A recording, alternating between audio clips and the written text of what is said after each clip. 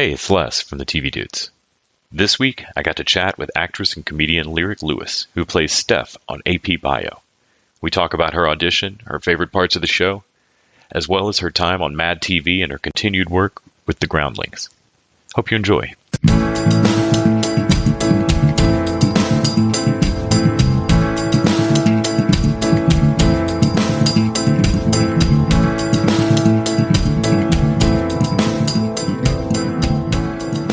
Good morning. Morning. How are you? I'm good. How are you doing? I'm doing great. Thanks so much for taking the time to talk to me today. I really appreciate it. Thank you for having me. So you play Stef on AP Bio. Can you tell me a little bit about the audition? And I know a little. I'd read, I believe, in an interview that you were in the middle of auditioning for something else when you found out you got it. Is that right? Yes.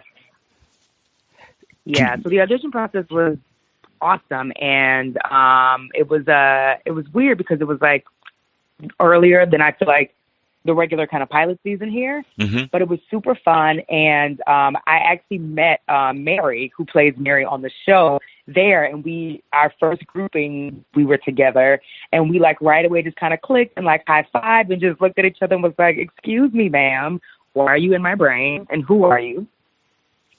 Because we didn't know each other before that, but it was absolutely awesome. And I felt great about it right away. And I was like, I hope this is my job. Like, I would love to do this. But, you know, they still took their time to cast. And so, yeah, I was in the middle of, I was about to, I got the offer from another show to test for them. And everything was coming through, like, at the same time. And they were like, they want to test you for AP Bio. And so literally we were waiting just to, like, get the exact confirm. And so until then, my team was like, you still got to go to Warner Brothers. You still got to test with the pilot. So I was literally drove there, was sweating my ass off, got there, running lines. It was one person before me. That person left, and I was like, and we were literally like, they're like, you cannot go in until we hear back. So you just have to kind of sit and like come up with give them excuses why you can't go, which I was like, I'm nobody to tell the producer that like I can't go in. And it literally came down to the wire where they came out to get me. And at the same time, I got the call from my team, and they were like, you got a job, girl. And they were like so graciously and slowly walk out, say thank you. And they're like, don't seem too excited because, like, you don't want to upset them. But they were like, we will email, we will call. You just kind of slink away and wait to get to the parking lot to celebrate. Oh, that's great. So you had come up in the Groundlings comedy troupe. Is that right? Yes. Yes. I'm always interested in what makes the decision or pushes people past that point of thinking, I'm funny, I like to crack my friends up, versus I'm going to go take a class in this or make real time for this. Yeah, it's interesting. For me, I feel like, because I think I was always like a goofy, like very eccentric kid, and I always had done theater, like, you know, like a hobby. My mom kept me in it to give me something to do, and I knew that I always enjoyed it. And even when I was in college, like, I went to Syracuse for theater, and even then, like, it wasn't super solidified, but I was just like, I know, but I love to do this more than anything else. And I was like, I don't want to do math for the rest of my life. And so even while I was in school, I was just like, I know, but I like to entertain people and perform. And I'd always watched like SNL. I'd always watched They Live in Color and sketch shows, and always like MadTV just always really was like, I'd love to do that. And I think it wasn't until I graduated and I went back. My mom is in St. Paul, Minnesota now. So I went back there for a year and just kind of like worked retail and took the time to be like, okay, what do I want to do? And then I was like, acting and performing and making people laugh, I'm like, is the only thing that like is fulfilling. So after that, I was like, I have to go to LA. And I always took, to me, acting, I always approached it like a sport where if you're playing football, if you're a swimmer professionally, you have to constantly be training to really stay on top of it. And my idols were like Will Ferrell and like Sherry O'Terry and Jennifer Coolidge and really funny people that I did the nerd thing and like looked them up. And they're, you know, where they trained, and all of them had done the Groundlings. And I was like, well, if I'm going to have a career like that, I need to take my craft and my training as serious as that. And so that's when the shift happened for me, that I was like, I got to do these classes. I got to do it. What's been the most surprising thing in terms of the business of being a professional actress? I mean, when I think about high school theater, everybody's focused on prepping for the role and getting into the craft of it and everything, but I don't know if anybody understands how grinding auditions can be. Has there been anything in particular that you just thought, wow, I did not know that was part of the job? You know what? I was just talking about this with one of my co-stars. Actually, the other two women that the teachers on the show, Jean and Mary. But I think the most surprising thing is that because auditions are, yes, the grind is crazy. And like, I think you get into such a habit of like, even as stressful as it is, like I have 5 auditions today and then I have to come home and memorize for the other ones tomorrow. And I'm living in my car, I'm changing in my car, and I'm putting on makeup in the car. When you get used to that, go, go, go. And like, even though it's stressful, you feel busy. And with working, like we've wrapped season 1 of AP Bio last November, and we don't go back to shooting until the 15th of October. So the most surprising thing has been finding what to do to fill the time when you're not working, and like how much you don't really miss like the stress and like the auditioning over and over and not getting jobs, but just the fact that you're like, oh, so now I just have to like wait until I go back to work. And I didn't suspect that I would miss being stressfully busy, but in a way you kind of like that if you feel like you have something to do. It's weird. So that's the most surprising thing. Do you stay busy with improv shows, or do you still stay active in the troupe?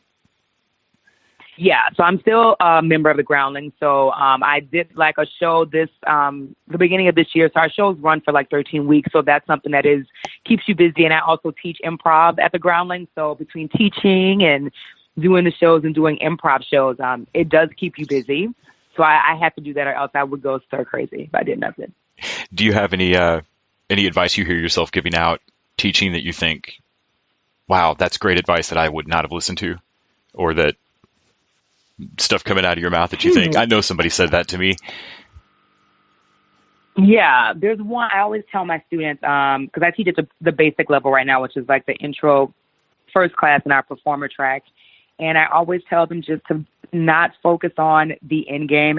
Don't even think about, I want to be a groundling or I want to do this show. I'm like, enjoy the moment and be in the now. And it's super hard in LA because I feel like you see other people booking stuff and you're like, why didn't I book that or whatever? And I always tell my students, whatever is supposed to be for you will be for you. Enjoy where you're at right now.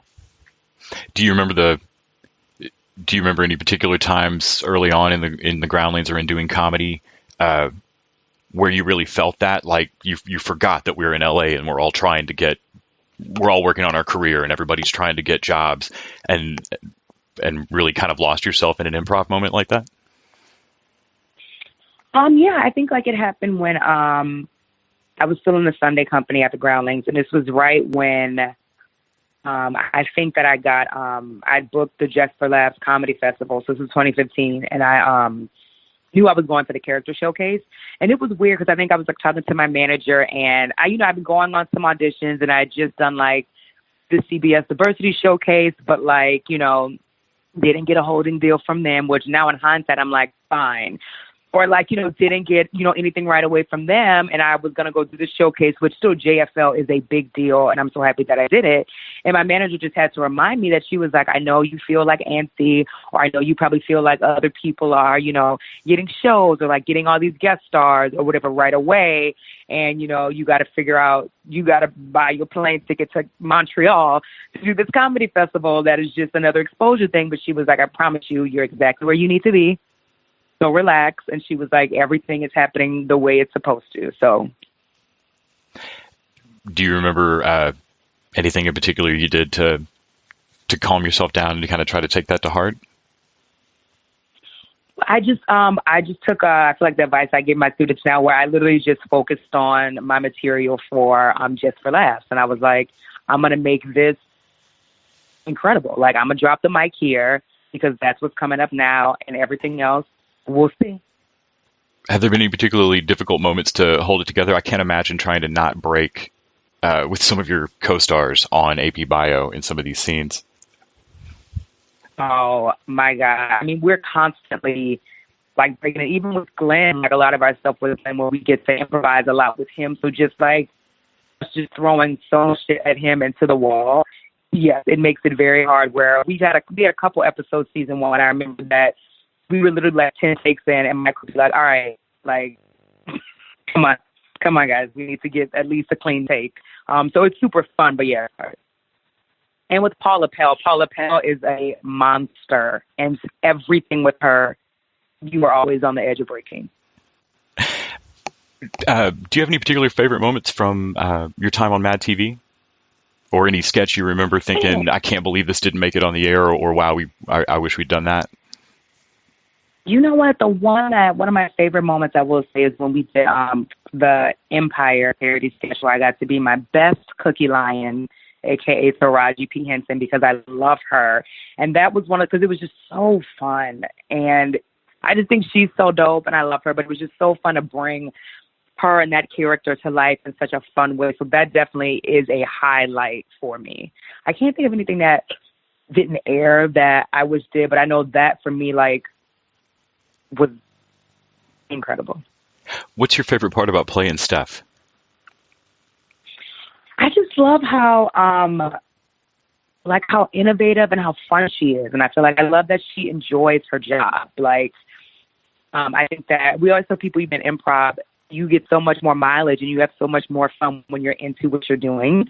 And for her, I love that she loves to teach and loves her life and, you know, her friends at work. And she just is a very joyous person, which is one of my favorite things. So she always sees the glass half full, it's not half empty. She can see the brighter side of things. And I love that she also is very stylish as a teacher. Because I feel like if I was a real teacher, I would be just like that, keeping it cute, even with the kids. That's great. Thank you so much for taking out time to talk to me about it today. I really appreciate it. Oh, no problem. Thank you so much for having me, man. Have a great rest of your day. Thank you. You too.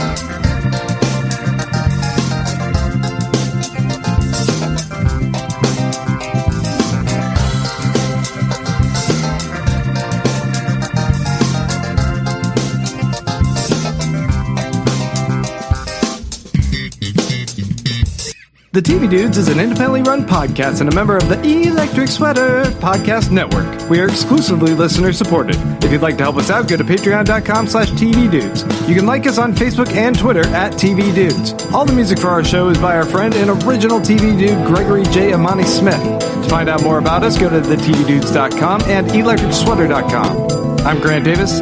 Thanks for listening.